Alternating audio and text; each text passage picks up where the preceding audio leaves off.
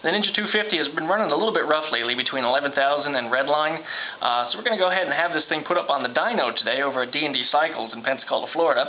At the same time, I'm going to do some work on their computer systems for them because they need a little help, so since the computer system happens to be the Dyno machine, we're going to throw the Ninja 250 on there for a test run.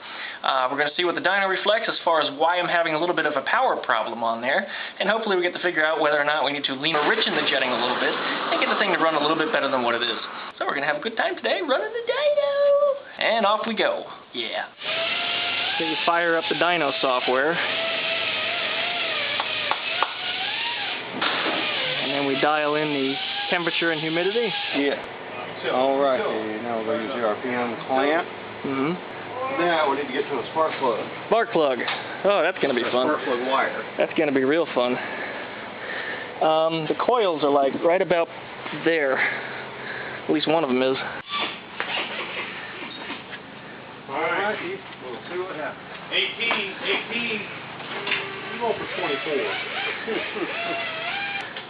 You need me to push anything? Yeah.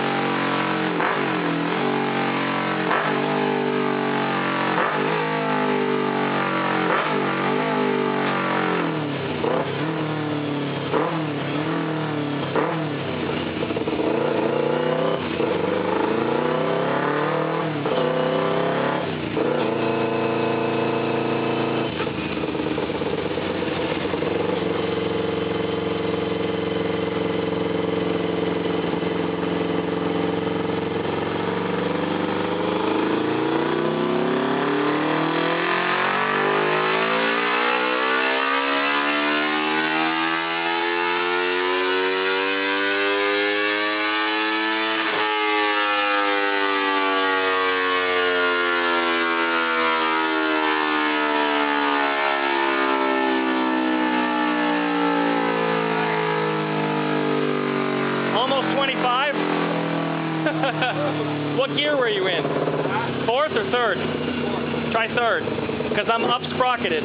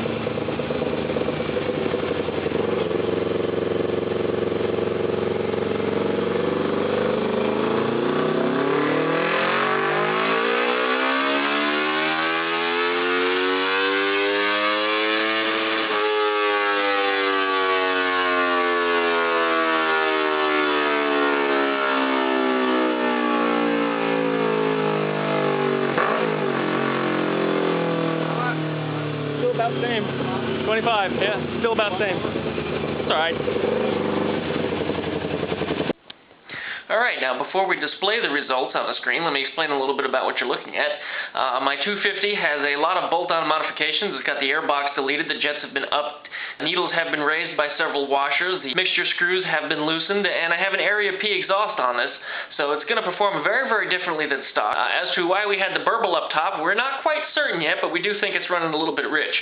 Now looking at the dyno graph here, you can see that the stock horsepower and torque are considerably lower than my modified bike, all the way up to about 8,000 RPMs. At that 8,000 RPM mark, you can see the torque curve and my horsepower curve suddenly start to flatten out, whereas that's when the factory 250 starts to take off. So I'm missing a little something right there. And from what some of the expert mechanics were saying in the shop, it sounded like it was running a little bit rich. Unfortunately, the O2 sensor that we were going to be using on it unfortunately conked out, so it needs to be replaced. So the next time around, we're going to try to lean the bike up a little bit, and then we're going to plug in a brand new O2 sensor and sniff that out a little bit and see if we can get an accurate reading. One other thing to take into consideration is that the jets that were put in here were installed in the middle of winter when it was 40 degrees outside. The air pressure was nice and high, the humidity was extremely low, and the air filters were clean. The bike ran great about that time, and using just my butt dyno alone, I can tell you that this thing was running really, really well. There was no burbling, there was no sputtering, it did not have any issues at any RPMs, and I tuned it, probably had the carbons apart about 6-7 times until I got it right, but the machine's been running great ever since, up until recently.